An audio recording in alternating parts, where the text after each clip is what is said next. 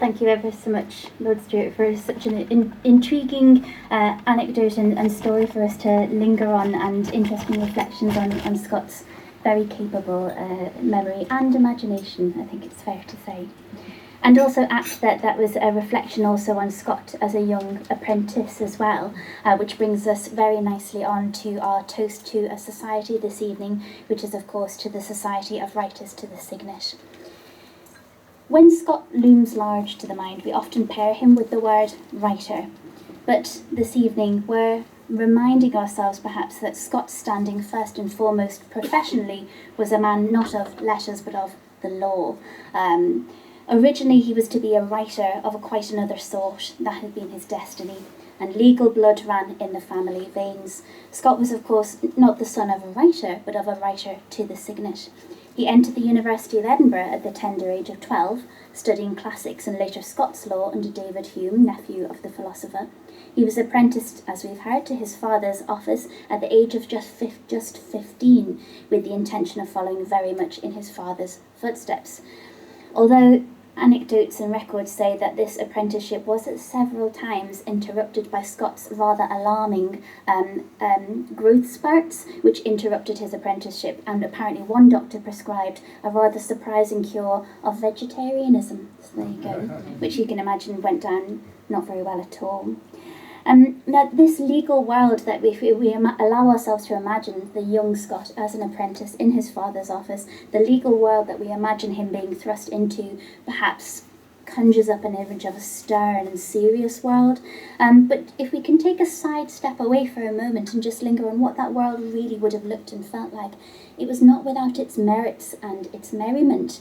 The legal heart of the city would have been lined with public houses and taverns of frequently rather questionable status, and these would have been the very inns and rooms within which famous philosophers and lawyers and writers were to be found conversing and making merry, and much more besides.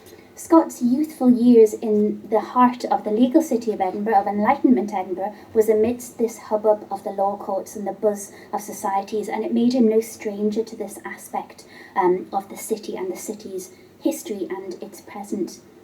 Now, an example of what this may have involved appears in a note to be found in Red Gauntlet, and this describes a daily jaunt undertaken by writers of the Signet and the clerks to the Enlightenment Edinburgh institution, John's Coffee House.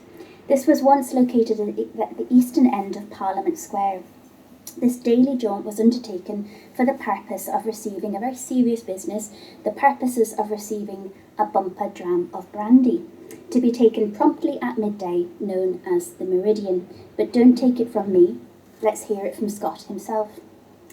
This small, dark coffee house, now burnt down, was the resort of such writers and clerks belonging to the Parliament House above 30 years ago, as retained the ancient custom of a meridian, as it was called, or noontide dram of spirits. If their proceedings were watched, they might be seen to turn fidgety about the hour of noon, and exchange looks with each other from their separate desks, till at length some one of the formal and dignified presence assumed the honour of leading the band, when away they went, threading the crowd like a string of wild fowl, crossed the square or close, and following each other into the coffee house, received in turn from the hand of the waiter the meridian, which was placed ready at the bar. This they did day by day, and although they did not speak to one another, they seemed to attach a certain degree of sociability to performing the ceremony in company. And just for those who might have an interest, John's Coffee House has apparently recently reopened, for those who like that sort of thing. You can get your meridians there. Now, I digress a little bit. Going back to Scott as an apprentice to his father's office, though Scott's path would ultimately take him away from the legal profession, perhaps, although he did, of course, practice for a full 30 years, and it would take him ultimately in a literary direction. The law, and Edinburgh in particular, was a huge source of inspiration for him, and this really incredibly inflected the fiction, the writer, and the man to come in many profound ways. He was called to office as advocate in 1792 at the age of 21, and retained, as I say, for the next 30 years of his life, a professional capacity in law. And this beginning as the son of a writer to a signet opened up for him vast imaginative possibilities, with the vignettes of court life, the intricacies of the cases, the matters of history, social order and justice often seeping fluidly into the pages of his novels, from The Heart of Midlothian to Red Gauntlet and Guy Mannering and many, many more. And furthermore, that legal world and the historical and imaginative world that Scott fully immersed himself in are not to be separated. The one and the other shape and inform each other. And so, in conclusion, that this son of a writer became the writer that he was, well, it's no small coincidence, and worth rising, if not a bumper dram of brandy, then perhaps at least what is in your glasses. Ladies and gentlemen, everyone, to the Society of Writers, to the Signet.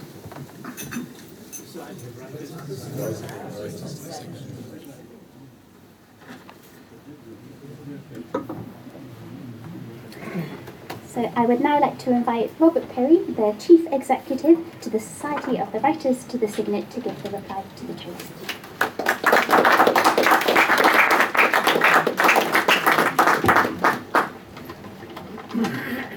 Well, first of all, thank you for your generous toast to the Society. Like all of you here, I love the work of Walter Scott. For me, however, this has not been a lifelong appreciation. My appreciation of Scott really took off 10 years ago when I embarked on what you might say my second career, my second life really, as a historian. The journey began when I left legal practice as a corporate lawyer and became Chief Executive of the WS Society. It was at the Society, one of the oldest professional bodies in the world, it was at the Society that how shall I say, that I truly grasped the tradition of which I was a part as a writer to the Signet, like Scott's father, a tradition of which Scott was the greatest exponent, the tradition of combining law, history and literature. When my interest took off, there was a frenzy of book buying, and boy did I get obsessed. First off was Lockhart's 10-volume biography of Scott. As someone once warned me, beware of the multi-volume bargain. Then the agonizing choice of edition for the Waverley novels. I settled on the Border edition edited by Andrew Lang of 1892, red binding, Japanese paper, lovely illustrations. Plundering multi-volume bargains, however, inevitably meant I ended up with 2 copies of a number of novels. I told my wife that I would sell them, but we both knew that I wouldn't. It just feels wrong to part with a lovely Walter Scott novel. I wrote my history PhD on the period 1746 to 1830 in Scotland, so obviously Scott featured heavily in my research. I questioned some of the more pejorative things that historians and academics will say about Scott, that he invented or romanticised Scottish history, created a mythical nation. That was not my interpretation of Waverley, the antiquary, old mortality, the Heart of Midlothian, the Bride of Lammermoor.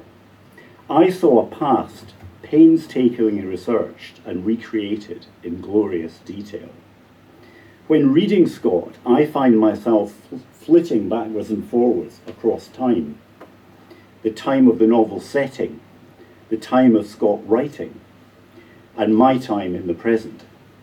So many constants, but so many changes across time. Lawyers reduce and regulate circumstances to words on a page.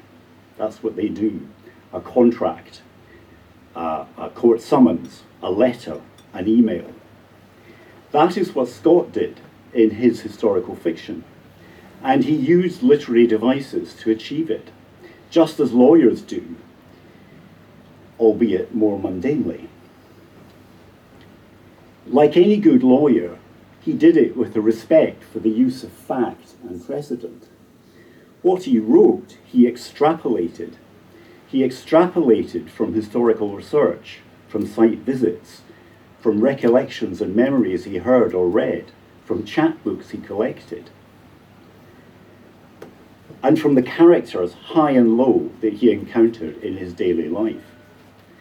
I work in Parliament Square on the Royal Mile, and every day I see characters who could have travelled from the pages of a Scott novel.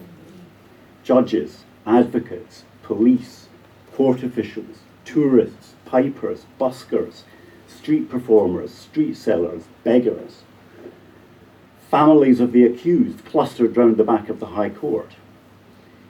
The old town is still a melting pot, and among all this, you find Scottish humour everywhere, and it's everywhere in Scott's novels. I'm sure that everybody here agrees it is a great shame that more people today don't know Scott and read Scott, that his characters are not as well loved as those of Charles Dickens.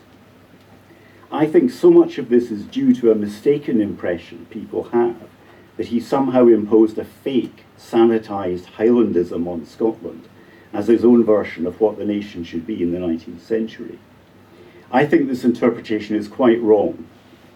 I think he brilliantly brought to life the real people of Scotland's past and present. He had an acute and sensitive understanding of Scotland and its history, and was able to write about it in ways that captivated people all over the world. And his work still has that potential today, if only more people knew. To close, thank you again for your generous toast to the WS Society. I shall convey your good wishes to the members. All members of the Walter Scott Club are welcome any time at the Signet Library, where we have many Scott treasures. It's a very special place to visit, so do get in touch with me if you would like to visit. Thank you again for your hospitality this evening.